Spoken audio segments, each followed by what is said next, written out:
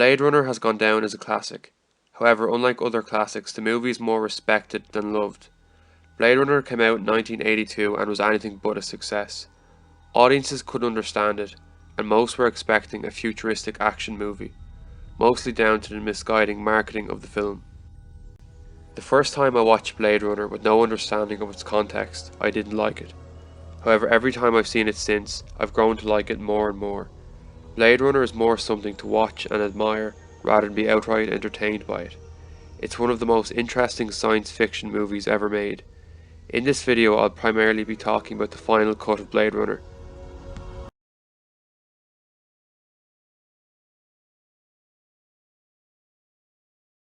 The final cut of Blade Runner is definitely the superior version of the film. On the 2-disc special edition there's a feature where Ridley Scott even states that's his preferred version. It was digitally restored and remastered, incorporating new footage, and the soundtrack was remastered in Dolby Digital 5.1. Part of the reason Blade Runner can be so misunderstood was on the box for this special edition, describing the movie as an intensely action-packed movie. This couldn't be further from the truth.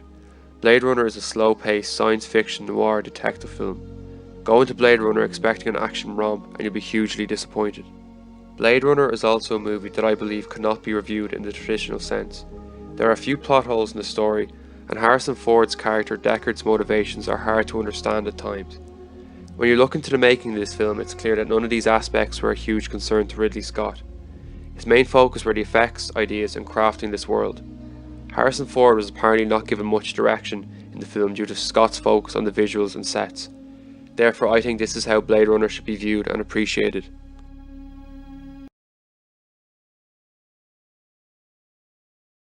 Like the marketing, the movie itself misguides the audience as to the true nature of the replicants.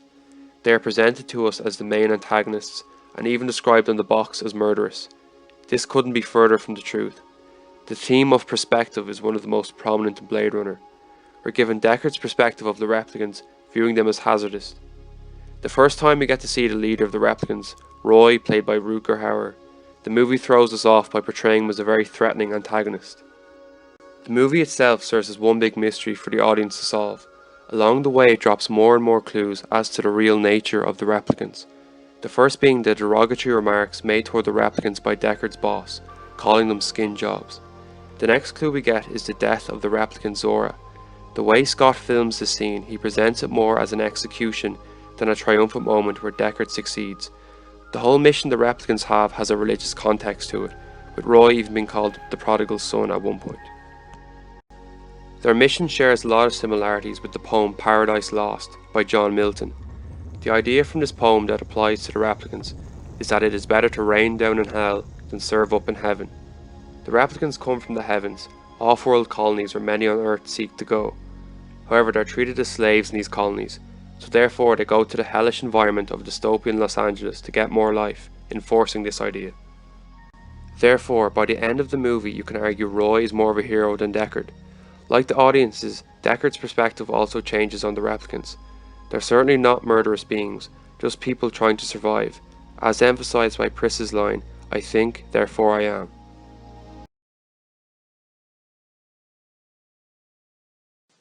In the final cut, Deckard is a much more fleshed out and interesting character.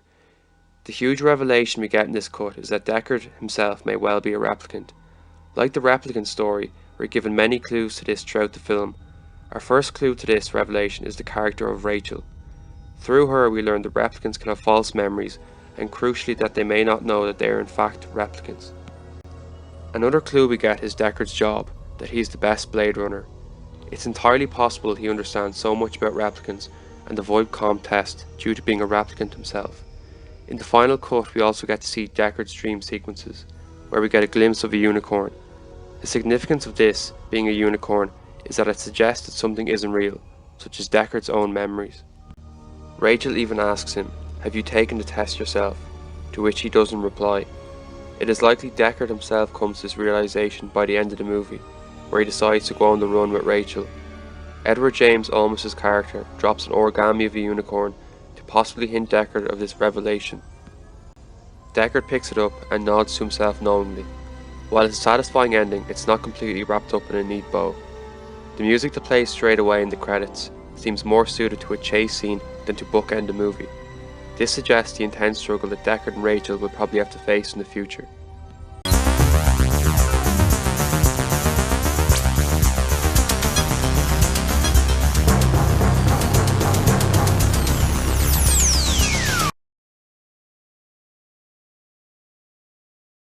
Where Blade Runner succeeds most is in its visuals and the world it creates.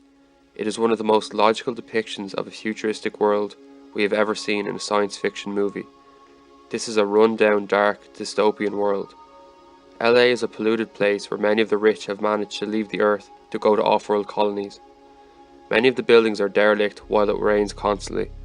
The majority of the people and culture we see appear to be of Asian descent, also a logical progression of where the world will be in the future, with Mandarin being close to overtaking English as the world's most spoken language. Edward James Olmos's character Gaff also speaks a futuristic language called City Speak, which is an amalgamation of Japanese, Spanish, Hungarian, German, French and Chinese. Dystopian Los Angeles also has a class system. Everyone seems to have a miserable life living in damp, bleak conditions. However, one building in particular stands out in how different it is. The Tyrell building, where Mr. Tyrell lives. This building looks like a castle. It also never rains while the building isn't shot, showing that the rich completely rule over this society.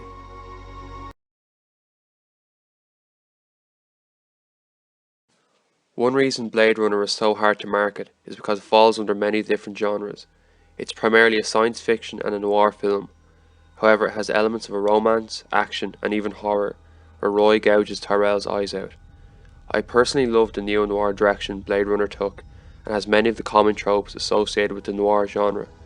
These include some of the clothing, particularly Deckard's long trench coat, which looks like something straight out of the 1940s. The dark cinematography of the movie is also a familiar sight in any noir film. Rachel is also the classic femme fatale character. She is a mysterious, seductive woman who are not sure whether she is a danger or help to our protagonist. In fact, one of the definitions of what a femme fatale is a woman who will lead our hero into dangerous situations, like Rachel helping Deckard to learn he could be a replicant. The questionable morality of our hero is also another trope of the noir genre. The soundtrack for Blade Runner was composed by Vangelis and features a combination of electronic beats and saxophones, which really helped to blend the science fiction and noir genres together seamlessly.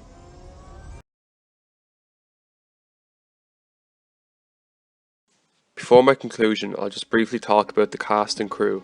Harrison Ford was the biggest movie star at the time, but was not the first choice for Deckard. Originally the crew wanted Dustin Hoffman for Deckard, however they decided he didn't have the presence of a hero, so they went for Ford. Harrison delivers a great performance and has the perfect amount of emotions, not being lifeless but not overdoing it at the same time. He of course went on to other great things, such as the Indiana Jones movies, the Jack Ryan films and The Fugitive. Sean Young plays Rachel. She was an experienced actress and was picked to bring a vulnerable quality to Rachel. She went on to star in Wall Street and June. Rutger Hauer delivers the best performance of the movie and perhaps his career best. He makes Roy an intelligent yet threatening character. He even came up with the tears in the rain line at the end of the film. Ridley Scott already was a big name director and went on to direct other greats like Gladiator and Black Hawk Down. Many of the cast and crew hated working on the film, with Ford describing it as a bitch to work in. This was due to the set constantly being covered in smoke while it rained. Joanna Cassidy, who played Zora, said, "It was a depressing prospect to think the world could become this in 20 years. The original opening for the movie was supposed to be Deckard shooting a replicant in the kitchen and then leave. I think this would have been a great opening, though I do like the landscape shot they used instead, which establishes the setting. Initially it cost $40,000 to build Deckard's apartment.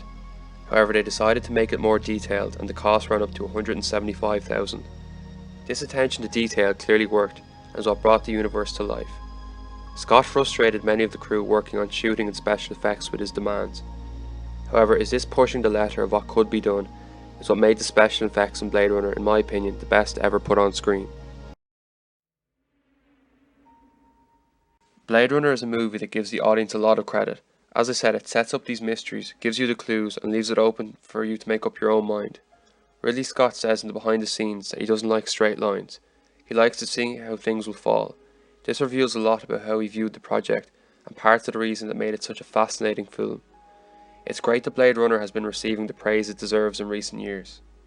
I hope you enjoyed my analysis. Please like and subscribe for more. I'm going to give Blade Runner a 9.5 out of 10.